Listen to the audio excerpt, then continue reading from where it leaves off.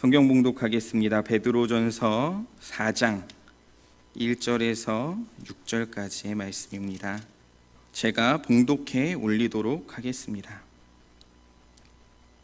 그리스도께서 이미 육체의 고난을 받으셨으니 너희도 같은 마음으로 갑옷을 삼으라. 이는 육체의 고난을 받은 자는 죄를 그쳤음이니 그 후로는 다시 사람의 정욕을 따르지 않고 하나님의 뜻을 따라 육체의 남은 때를 살게 하려 함이라. 너희가 음란과 정욕과 술 취함과 방탕과 향락과 무법한 우상 숭배를 하여 이방인의 뜻을 따라 행한 것은 지나간 때로 족하도다. 이러므로 너희가 그들과 함께 그런 극한 방탕에 다름질하지 아니하는 것을 그들이 이상히 여겨 비방하나 그들이 산 자와 죽은 자를 심판하기로 예비하신 이에게 사실대로 고하리라. 이를 위하여 죽은 자들에게도 복음이 전파되었으니 이는 육체로는 사람으로 심판을 받으나 영으로는 하나님을 따라 살게 하려 함이라. 아멘. 오늘 함께 나눌 하나님의 말씀은 하나님을 따라 사는 것이란 제목으로 말씀을 나누도록 하겠습니다. 각자의 집에서 예배 드리실 때 함께 집중하여 예배할 수 있었으면 좋겠습니다. 최근에 영상을 통해 오리 가족이 길을 이렇게 걸어가는 것을 본 적이 있습니다. 얼마나 귀여운 작은 오리들이 따라가는지 뒤뚱뒤뚱 이렇게 걸어가는 장면을 보는데, 그렇게 오르막도 건너고 물도 지나가는데 갑자기 계단 같은 것을 오를 때 어린 오리 아기가 올라가지 못하고 있었습니다. 그러자 조금 있으니까 엄마 오리가 이렇게 와서 그 어린 오리 아기를 밀어주고 그 길을 함께 따라가는 것을 보게 되었습니다. 어린 오리가 엄마 오리를 따라가듯 우리가 삶을 살아가는 이 인생을 살아가는 그리스도인이라면 함께 꼭 따라가야 하는 것이 있습니다. 그것이 바로 하나님입니다. 오늘은 하나님을 따라가는 것이 무엇인가 베드로전서를 통해서 함께 이야기를 나눠보려고 합니다. 오늘 우리가 읽은 이 본문은 베드로전서입니다. 베드로전서는 말세의 때의 이 고난의 때, 어려움의 시기를 경험하고 있는 자들을 향하여 쓰여졌습니다. 그래서 이 베드로전서 1장 5절이 베드로전서의 목적을 절실히 말하는 것처럼 등장합니다. 너희는 말세에 나타나기로 예비하신 구원을 얻기 위하여 믿음으로 말미암아 하나님의 능력으로 보호하심을 받았느니라. 아멘. 그러니까 고난의 때, 말세의 때에 그런 어려움을 경험하고 있는 자들이 어떤 삶을 살아야 하는가, 무엇을 따라야 하는가, 무엇을 믿어야 하는가, 그 이야기를 베드로전서는 하고 있는 것이죠. 그리고 우리가 지금 읽고 있는 이 베드로전서 4장은 3장 이 13절, 12절, 13절 이 어간에서부터 4장 끝까지 이어지는 고난이라고 하는 큰 이 카테고리 안에 있습니다.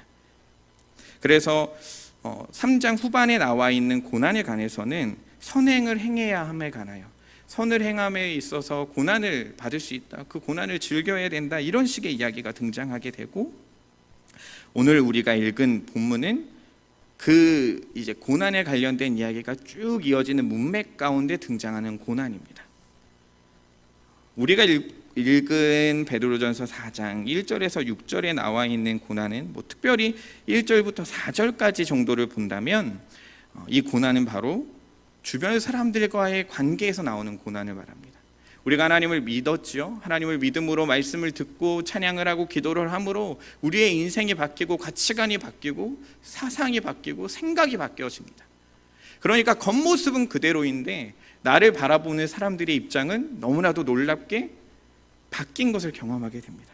그래서 예수님을 믿기 이전의 친구들이 나를 바라볼 때 너 이상하게 바뀌었어, 그러면서 비난하고 비판하게 되어질 때 그 고난을 우리가 받을 수 있다라는 장면이 오늘의 이야기인 것이죠. 예수님을 믿음으로 말미암아 우리가 변하는 건 당황스러운 일이 아닙니다. 자연스러워야 하고 당연해야 하는 일입니다. 인생을 살아가는 가치관이 달라졌기 때문에 마땅해야 하는 것이죠. 예수님을 믿고 새로운 삶을 살아가는 성도가 이 과거에 함께 죄를 지었던 자들에게 고난을 받을 수 있다는 이야기, 그리고 그 이후로 5절 6절을 통해서는 그렇게 성도를 비난한 자들의 심판 혹은 모든 성도의 심판에 관한 이야기가 등장하고 있습니다. 오늘의 말씀은 총 두 가지로 함께 나눠서 보도록 하겠습니다. 함께 따라해 주시겠습니까? 첫째, 하나님의 뜻을 따라 남은 인생을 살아라. 1절에서는 이 예수님의 육체의 고난을 받으셨는데 그리스도인인 우리도 같은 마음을 가져야 한다고 말합니다. 그리스도께서 이미 육체의 고난을 받으셨으니 너희도 같은 마음으로 갑옷을 삼으라. 오늘의 본문은 예수님의 행위를 통해 그분의 마음을 드러내는 것 같습니다. 그러니까 예수님이 육체의 고난을 받으셨으니까 우리는 이 마음을 삼아야 하는 것이죠. 예수님의 어떠한 행동을 통하여 우리는 그 예수님의 마음이 어떤 것인지 알아야 하는 것입니다. 그러니까 이 1절의 구조적 모습을 보면, 그리고 마음이라는 단어를 동시에 생각하게 되면 저는 이 빌립보서 2장 5절이 생각났습니다. 여러분도 잘 아는 말씀이죠. 너희 안에 이 마음을 품으라 곧 그리스도 예수의 마음이니. 아멘. 그러니까 빌립보서가 말하는 예수님의 행동은 바로 겸손한 모습입니다. 하나님의 본체이지만 하나님과 동등되시지만 그것을 취하지 않고 자신의 몸을 비워 종의 형체로 이 땅에 오신 그 모습을 이야기합니다. 그 모습을 닮아야 된다, 그 모습을 품어야 된다라고 이야기하고 있는 것이죠. 그 낮아지신 행동을 보여주면서 예수님의 겸손한 이 마음을 이야기하고 있습니다. 그러니까 오늘 베드로전서 4장 1절도 같은 모습인 거죠. 육체의 고난을 당하신 예수님을 이야기하면서 이와 같은 마음으로 우리가 갑옷을 삼아야 된다라고 이야기하고 있습니다. 그러니까 예수님의 행동을 바라보면 우리는 그분이 어떤 마음으로 이 행동을 했는지 알아야 한다라는 것이죠. 우리는 예수님의 고난, 예수님의 십자가를 어려서부터 너무나도 많이 들었기 때문에 그냥 아무렇지 않은 것 같습니다. 그냥 평범하게 그렇게 생각하는 것 같습니다. 하지만 육체의 고난, 예수님의 십자가의 고난은 너무나도 귀한 것이고 우리가 꼭 짚고 넘어가야 하는 것입니다. 베드로전서 2장 24절은 우리에게 이렇게 말합니다. 친히 나무에 달려 그 몸으로 우리의 죄를 담당하셨으니 이는 우리로 죄에 대하여 죽고 의에 대하여 살게 하려 하심이라. 그가 채찍에 맞음으로 너희는 나음을 얻었나니. 예수님이 채찍을 맞음으로 우리가 나음을 얻었습니다. 우리의 죄를 담당하셔서 우리의 죄에 대하여 죽고 의에 대하여 살게 하셨습니다. 베드로전서 3장 18절은 그리스도께서 고난을 받으신 목적을 더 뚜렷하게 이야기합니다. 그리스도께서도 단번에 죄를 위하여 죽으사 의인으로서 불의한 자를 대신하셨으니 이는 우리를 하나님 앞으로 인도하려 하심이라. 육체로는 죽임을 당하시고 영으로는 살리심을 받으셨으니. 아멘. 결국엔 죄를 해결하시고 의롭게 하셔서 예수님께서 하시려고 하는 건 3장 18절을 중심으로 바라본다면 하나님 앞으로 우리를 인도하는 것입니다. 우리의 육체는 죽지만 영으로는 살리셔서 영원히 살게 하시기 위하여 고난을 당하셨습니다. 베드로전서 4장 1절에서 말하는 이 고난당하신 예수님의 마음, 이 고난받으신 예수님의 마음, 예수님의 이유, 고난받으신 이 예수님의 이유는 무엇일까요? 우리가 그렇게 피 흘려 죽기까지 사랑받을 만한 존재입니까? 아니죠. 아니죠. 예수님의 발 앞에 무릎 꿇고 나아가도 나아갈 수 없는 존재가 우리이지 않겠습니까? 이미 죽은 존재가 우리입니다. 살아날 수도 없는 존재가 우리입니다. 하나님을 만날 수 없는 존재가 우리입니다. 그런데 우리가 믿는 성경 말씀은 이 예수님의 고난과 죽으심을 이 정도에서 끝내지 않습니다. 예수님의 고난과 죽음은 저와 우리 모두에게 더욱 깊숙한 말씀을 이야기합니다. 로마서 6장 10절에서 11절의 말씀입니다. 그가 죽으심은 죄에 대하여 단번에 죽으심이요 그가 살아계심은 하나님께 대하여 살아계심이니 이와 같이 너희도 너희 자신을 죄에 대하여는 죽은 자요 그리스도 예수 안에서 하나님께 대하여는 살아있는 자로 여길지어다. 아멘. 예수님의 죽음은 예수님의 죽음으로 끝난 것이 아니라 우리의 죽음으로 이어졌습니다. 예수님의 부활은 예수님의 부활로만 끝난 것이 아니라 우리의 부활로 이어졌습니다. 나의 죄를 위하여 죽은 것도 너무나도 놀랍고 위대한 일인데 그것이 우리와 연결된 일입니다. 예수님의 죽음으로만 끝난 것이 아니라 그 예수님의 죽음과 부활은 우리와 엄청나게 연결되어져 있습니다. 예수님의 죽으심과 살아나심이 우리와 함께 하시는 그 그리스도의 은혜가 우리 가운데 있습니다. 그래서 성경은 이것을 다른 언어로 연합이다 말합니다. 다른 비유적 표현으로 포도나무에 접붙임 받은 가지처럼 이야기합니다. 예수님과 하나가 되었습니다. 예수님과 함께 죽고 예수님과 함께 살게 되었습니다. 그렇게 우리의 죄는 해결되었고 그래서 우리는 예수님의 고난에 동참한 자들이 되었습니다. 우리는 세례를 받을 때 그리스도께서 당하신 고난과 죽음에 동참한 것을 고백합니다. 우리는 예수님 안에 다시 살아난 것을 고백합니다. 그런데 여러분, 오늘 이 시간 그렇게 고백하고 살고 계십니까? 진짜 그러한 삶을 살아가고 계십니까? 이 말씀을 대하며 너무나도 마음이 아프고 주님 앞에 죄송했습니다. 매일같이 그래도 새벽 예배를 드리고 매일같이 그래도 말씀을 보고 매일같이 그래도 찬양을 듣고 매일같이 그래도 기도를 하니 저도 모르게 나는 죄인이 아닌 것처럼 느껴질 때가 있습니다. 그래서 하나님께 회개하지 않고 하나님께 죄를 고백하지 않고 그냥 그렇게 시간이 흐르듯 살아갈 때가 많은 것 같습니다. 사랑하는 성도 여러분, 오늘 어떤 마음으로 사셨습니까? 예수님께서 이미 육체의 고난을 받음으로 죄에 대한 대가를 다 받으셨습니다. 우리도 이러한 마음을 가져야 합니다. 그리고 이 마음을 전쟁에 나아가는 군인이 갑옷을 입듯 그렇게 살아야 하는 것입니다. 전쟁을 하는 자의 자세로 그렇게 이 마음을 지켜야 하는 것입니다. 죄에 억눌려 그냥 다람쥐 쳇바퀴 돌듯이 매번 그냥 죄를 짓고 회개하고 죄를 짓고 회개하고 죄를 짓고 회개하고 살아가는 것이 아니라 승리의 마음을 가지고 살아야 합니다. 죄에 대하여 싸우는 것 우리가 포기하지 말아야 하는 것입니다.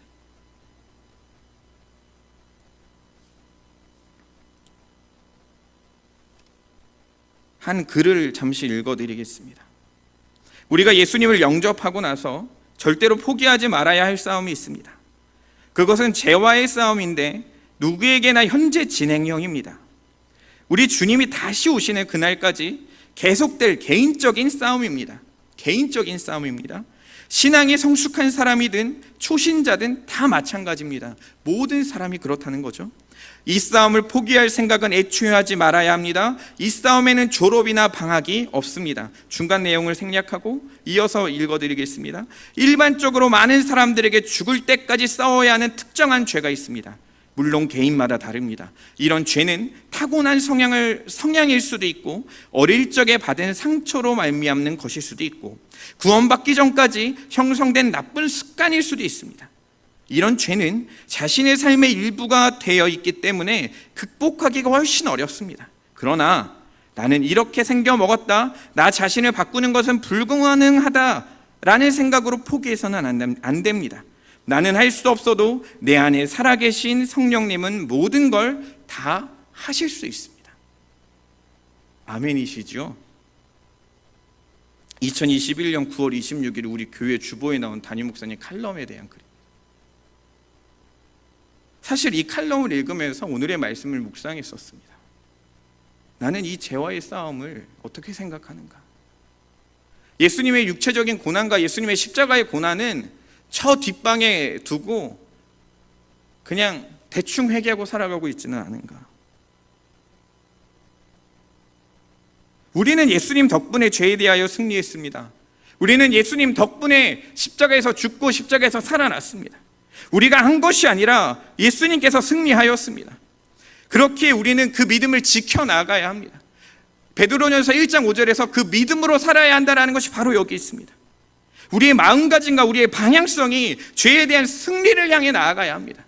내가 질 수밖에 없다, 나는 질 수밖에 없다가 아니라 우리는 승리해야 된다, 죄에서 승리해야 된다로 나아가야 하는 것이죠. 그래서 오늘 우리가 읽은 1절의 말씀에서 이렇게 표현되는 것이죠. 죄가 그쳤다. 성도라면 더 이상 죄를 범하지 않고자 하는 이 간절한 소원이 있다는 의미로 받아들이면 됩니다. 더 이상 죄를 범하지 않고자 하는 간절한 소원으로 살아가는 것이 성도라는 것입니다. 공동번역은 이것을 이렇게 표현했습니다. 육체의 고통을 받은 사람은 이미 죄와는 인연이 없습니다. 이미 죄와는 인연이 없다는 겁니다.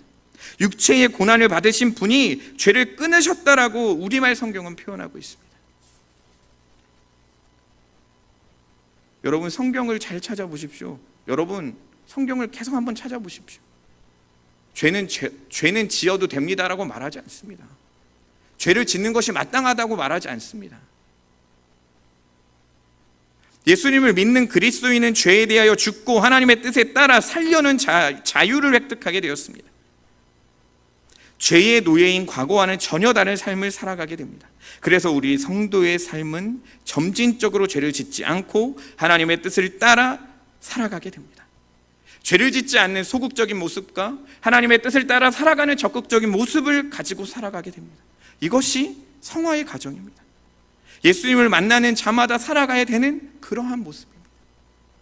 그때까지 우리는 스스로 죄가 없다고 하면 스스로를 속인 자입니다. 그러니 우리는 전쟁터에 나가는 군사와 같이 갑옷을 입어야 하는 것입니다. 우리는 죄의 노예로 살아가지 않을 수 있는 엄청난 변화가 일어났습니다. 베드로전서가 말하고 있는 고난에 대한 문맥으로 이렇게 죄에 대해 승리하고 살아가는 것을 이야기합니다. 1절을 이렇게 장엄하게 이야기하는 이유는 이 이후에 나오는 2절, 3절, 4절, 5절, 6절은 이것이 되면 상관없는 이야기이기 때문입니다. 상관은 없기보다 이렇게 살아가는 자에게 있는 고난이기 때문입니다. 육체의 고난도 느끼지 못하고 죄도 이기려고 하지 않고 그 마음에 갑옷도 입지 않으려고 살아가는 사람은 주변의 사람이 비난하거나 비방하지 않습니다. 주변의 사람이 그냥 무시하고 예수님을 믿든 말든 신경 쓰지 않고 살아갑니다. 오늘의 본문은 하나님께 온전히 충성하고 순종하는 자에게만 일어날 수 있는 그러한 고난입니다.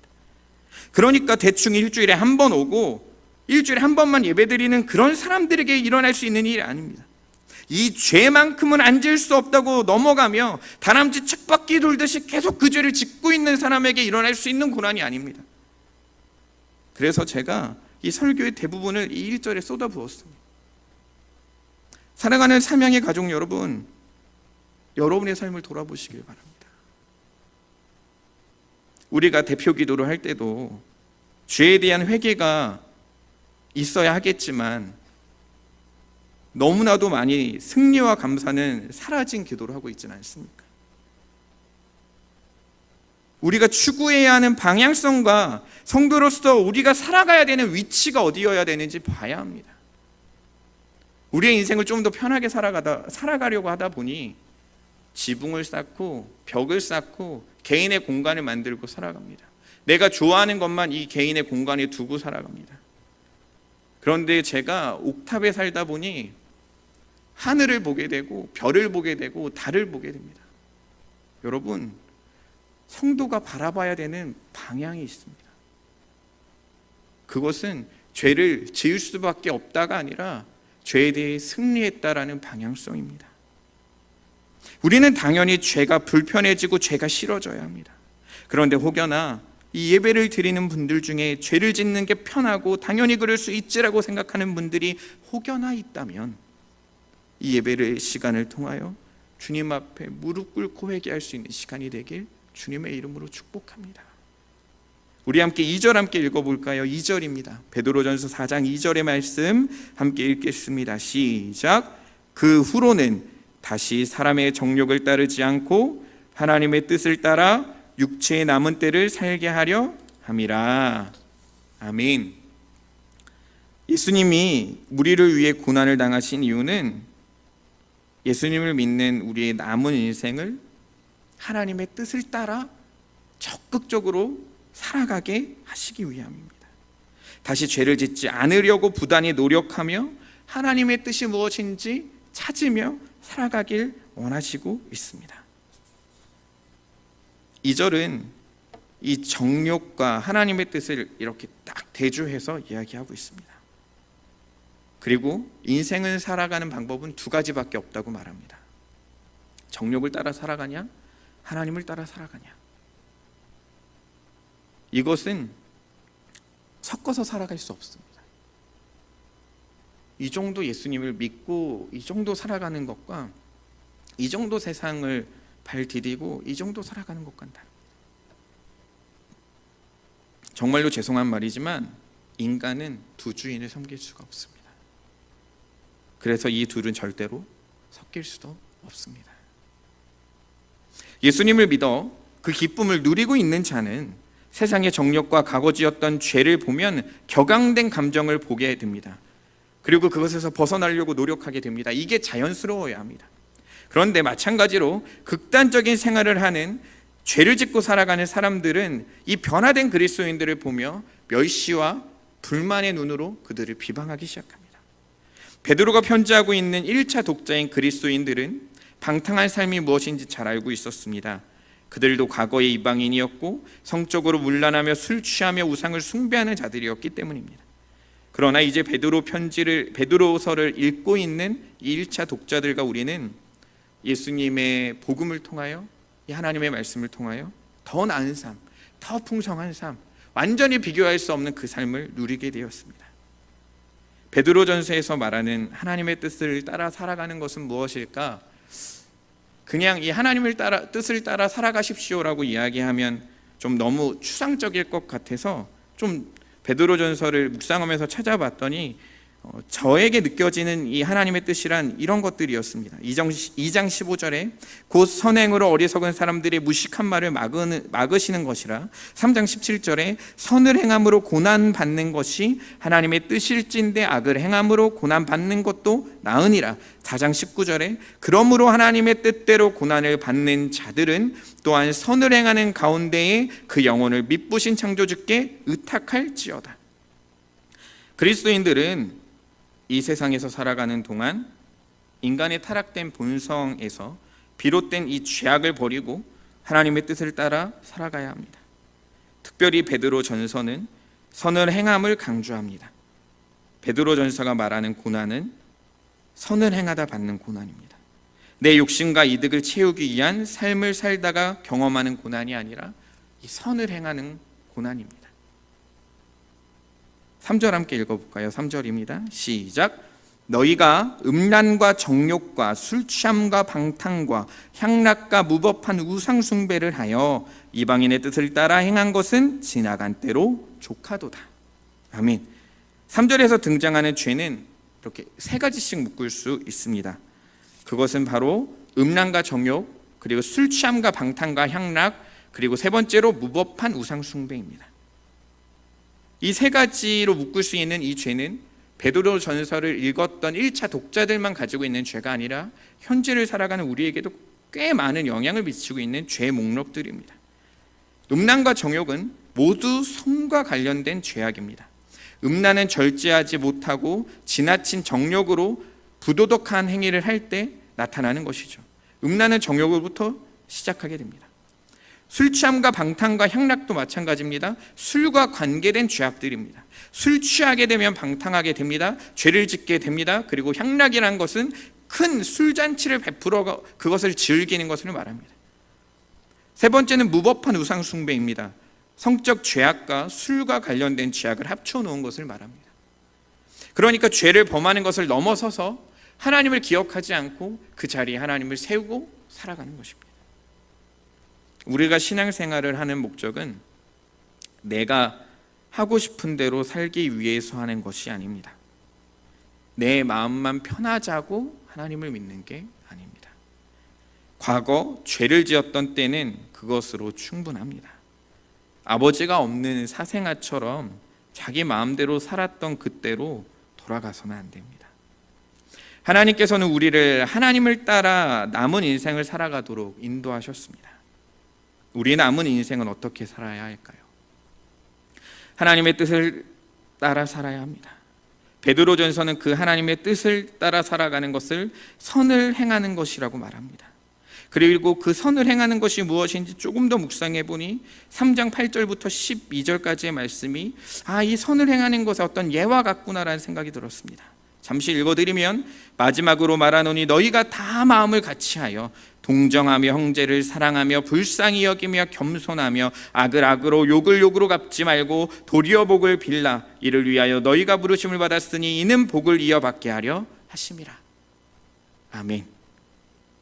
베드로전서에서 말하는 하나님의 뜻은 선행으로 비춰볼 수 있습니다. 하나님의 뜻을 성경 전체로 확장하면 복음을 전하는 삶이라 말할 수도 있겠습니다. 또한 말씀을 가르치는 삶이라 말할 수도 있겠습니다. 또한 누군가를 위하여 헌신하는 삶이라 말할 수도 있겠습니다. 여러분의 남은 인생을 하나님의 뜻을 따라 살아가는 그러한 삶을 살아가시길 주님의 이름으로 축복합니다. 두 번째로 오늘의 말씀에서 함께 나눌 이야기는 함께 따라해 주시겠습니까? 둘째, 하나님의 뜻을 따라 살면 겪게 되는 고난. 우리가 하나님의 뜻을 따라 살면 겪게 되어지는 이 고난들이 있습니다. 4절에서 말하는 이 방탕과 어려움들, 그런 것들이 아닙니다. 그것은 바로 과거에 내가 함께 죄를 지었던 무리가 나에게 비방하고 비난하는 것을 말합니다. 4절의 말씀을 보면 이러므로 너희가 그들과 함께 그런 극한 방탕에 다름질하지 아니하는 것을 그들이 이상히 여겨 비방하나 라고 말하지요. 그런데 이 4절에 나오는 극한 방탕에 다름질했다 라고 하는 표현은 아까 3절에서 방탕이라고 했었던 죄의 목록의 방탕과 여기서 말하고 있는 방탕은 이 헬라어의 단어가 다릅니다. 그러니까 4절에서 말하는 이 방탕이라는 단어는 허탄한 상태, 낙심된 상태, 공허한 상태를 말합니다. 결코 이루지 못할 것을 이루기 위하여 노력하는 상태를 말하는 것이죠. 자신의 모든 시간과 재능을 이 허탄한 상태에 극한 방탕에 다름질하고 있는 것이 하나님을 믿지 아니하는 자들의 삶이라는 것이죠. 방탕을 향해 달려가지 않고 우리는 어떤 삶을 살아야겠습니까? 아까 이야기한 것처럼 하나님의 뜻을 따라 살아야 합니다. 예수님을 믿기 이전에 함께 죄를 지었던 사람들은 우리를 향해 당연히 이상히 여기고 비난을 할 것입니다. 겉모습은 똑같은 사람인데 말과 행동이 달라져서 모르는 사람처럼 느껴졌기 때문에 다른 사람같이 느껴지기 때문에 우리에게 욕할 수 있습니다. 그런데 여러분, 그렇게 욕을 먹을 때 기뻐하십시오. 그것이 여러분이 그리스도인다운 향기를 내고 있다라는 증거입니다. 5절 읽겠습니다. 그들이 산자와 죽은 자를 심판하기로 예비하신 이에게 사실대로 고하리라. 변화된 그리스도인들을 향해 비방하던 자들을 이 5절은 심판에 관하여 이야기합니다. 4절에서 말하는 이 불경건한 삶, 허탄한 상태의 삶을 살아가는 극한의 방탕에 다름질하는 자들은 그렇게 계속 살아가게 되면 그들은 결국 어떤 결론에 마치게 되냐면 그들의 끝은 결국 뭐냐면 마지막 심판을 받게 되는 겁니다. 그렇게 심판받는 자들은 하나님 앞에서 모든 것을 사실대로 말하게 됩니다. 가릴 수가 없는 것이죠. 거짓말로 자기 말을 포장할 수 없는 겁니다. 아닌데요, 하나님, 나 하나님 잘 믿었습니다, 저 교회도 갔습니다 라고 거짓말할 수 없다는 거죠. 심판의 때에 성도들을 포함한 모든 사람은 하나님께 사실대로 말하게 되어 있습니다. 그러기에 우리는 이 시간을 준비해야 합니다. 모든 사람에게 적용되는 이 보편적인 최후의 심판 앞에 우리도 서게 될 것입니다. 이미 죽은 자들은 다시 살아나 여전히 살아있는 자들과 함께 상급을 위해 혹은 형벌을 위해 하나님 앞에 서게 될 것입니다. 예수님이 재림하실 때에 살아있든지 죽었든지 관계없이 이 불신자들은 마땅히 받아야 할 형벌을 받게 될 것입니다. 이 심판은 어느 때라도 올 수 있고 지금 이 순간에라도 올 수 있습니다. 우리의 구원은 예수 그리스도에 대한 믿음의 토대 위에 있습니다. 우리의 구원은 예수님의 믿음 위에 토대에 있습니다. 그런데 하나님은 우리에 대한 심판을 우리가 어떻게 살아가는지의 토대에 두고 우리를 보고 계십니다. 제가 왜 아까 예수님의 행동을 통해 예수님의 마음을 보아야 한다고 이야기했냐면 이와 같습니다.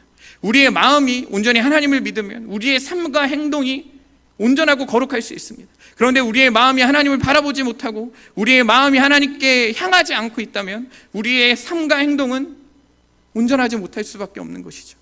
예수님께서는 이것으로 우리에게 심판한다고 말씀하고 있습니다.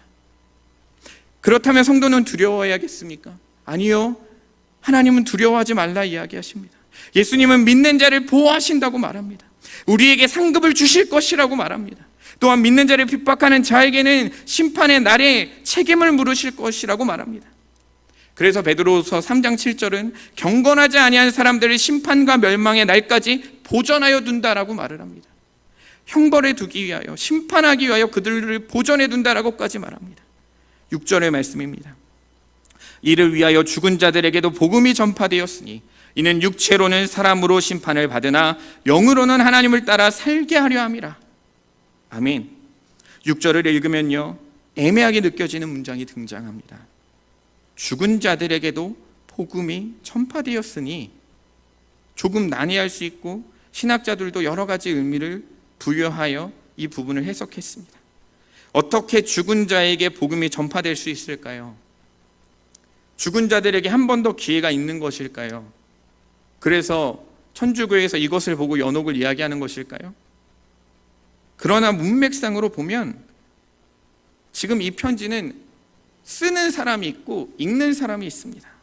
이렇게 본다면 베드로가 복음을 전할 때 그 설교를 들었지만 편지를 받았을 때는 이미 죽은 자들을 상대로 이 말을 하는 것으로 볼 수 있습니다.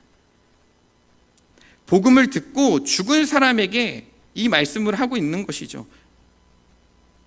육체로는 심판을 받지만 영으로는 하나님을 따라 살게 된다라는 이 이야기를 하고 있는 겁니다. 복음을 듣고 죽은 자라도 육체로는 사람으로 심판을 받으나 영으로는 하나님을 따라 살게 된다는 것이죠. 인간은 반드시 죽습니다. 그리고 죄의 결과로 죽게 됩니다. 그리고 우리는 심판을 받습니다. 복음을 받았지만 육체로는 죽습니다. 그러나 우리는 완전한 몸을 입고 영원히 살게 됩니다. 그리고 나서 6절 이후가 이야기하는 강조점이 여기에 있습니다. 죽은 자들에게 복음이 전파되어지냐, 그 죽은 자가 누구냐가 중요한 것이 아니라 더 중요한 건 무엇이냐면, 그렇게 심판을 받은 우리는 온전한 자로서 어떤 삶을 살아가야 되냐면 하나님을 따라 살게 하기 위하여 그리하였다는 것이죠. 6절 이후에 등장하는 말씀들은, 그래서 이 7절, 8절, 9절 쭉 이야기하는 말씀들은 하나님을 믿는 자들이 남은 인생의 때를 어떻게 살아야 하는지를 이야기합니다. 그러니까 하나님을 믿는 자로서 마지막에 심판의 때에도 온전히 하나님을 따라 살아가야 되는 우리들은 이 마지막 때에 어떤 삶을 살아야 하는가, 그것이 7절, 8절, 9절에 이야기하고 있는 것입니다. 우리가 뜨겁게 사랑하자, 하나님이 공급하신 힘으로 살아가자, 그게 다 여기 있는 것입니다. 그래서 종말의 때가 가까이 왔으니 정신을 차리고 근신하고 기도하고 서로를 뜨겁게 사랑하는 것, 청지기답게 살아가는 것, 그 이야기를 하고 있습니다. 말씀을 잠시 정리해보고자 합니다. 하나님의 뜻을 따라 살게 되면 고난을 받습니다. 오늘은 문맥상 하나님을 믿기 이전의 사람들이, 함께 죄를 지었던 그 사람들이 나를 비난할 때, 나를 비방할 때 받는 이 고난을 이야기하는 본문의 내용이었습니다. 내가 하나님을 믿고 있는데 안 믿는 사람과 똑같이 욕심부리고 나의 개인적인 이득을 위하여 다른 사람의 눈을 가리고 거짓말하고 사기치고 살아간다면 우리는 지금 하나님을 잘 믿고 있는지 그 믿음을 점검해 보아야 합니다. 예수님께서 육체의 고난을 받으면서까지 우리를 구원하신 이유는 우리의 남은 인생을 하나님의 뜻을 따라 살게 하기 위하여 그렇게 죽기까지 사랑하셨습니다. 말세의 시기를 살아가고 있는 우리는 예수님의 심판을 기억하며 살아야 합니다. 예수님을 믿는 우리를 비방하는 자들조차도 예수님의 심판 앞에 서게 됩니다. 그러니 여러분, 누군가가 여러분에게 힘들게 하고 고난을 준다면 여러분 포기하지 마십시오. 여러분이 계속 다람쥐 쳇바퀴 돌듯이 그 죄의 구렁텅이에 빠져서 힘들어 허우적거리고 있다면 여러분 포기하지 마십시오. 예수님을 믿고 죽은 자들은 육체의 몸은 심판을 받지만 완전해진 우리는 하나님을 따라 살아가게 됩니다. 여러분의 믿음을 다시 점검해 보시길 바랍니다.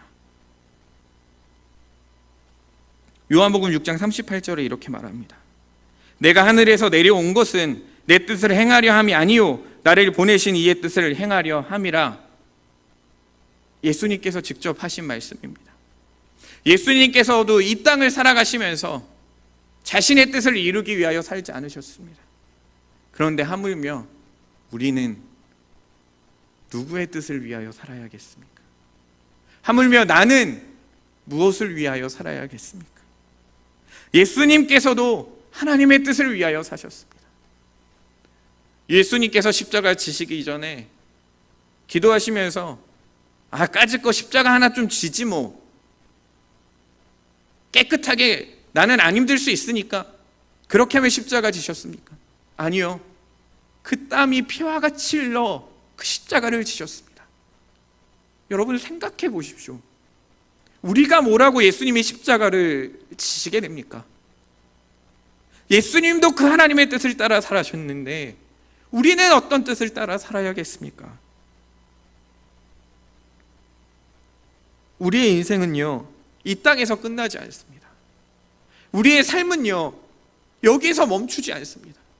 우리의 삶은 화장실이 하나냐, 화장실이 두 개냐, 방이 두 개냐, 방이 세 개냐, 차가 어느 나라 거냐가 중요하지 않습니다. 우리의 삶은 여기서 끝나는 것이 아니라 영원한 하나님의 뜻을 따라 그렇게 영원히 살아가는 것이 우리들의 삶입니다. 좋은 차를 타고 좋은 옷을 입고 좋은 백을 메고 살아가는 것이 그리스도인의 삶이 아니라 내가 따라가야 될 방향이 어딘지, 내가 살아야 될 방향이 어딘지 그 방향을 바라보고 살아가는 것이 우리들의 모습입니다. 3일을 살아가신 여러분, 남은 3일의 시간 동안 주님을 의지하며 하나님을 따라 살아가시는 여러분이 되시길 축복합니다. 변함없이 주님을 의지하시는 모든 삼양의 가족들 되시길 주님의 이름으로 축복합니다.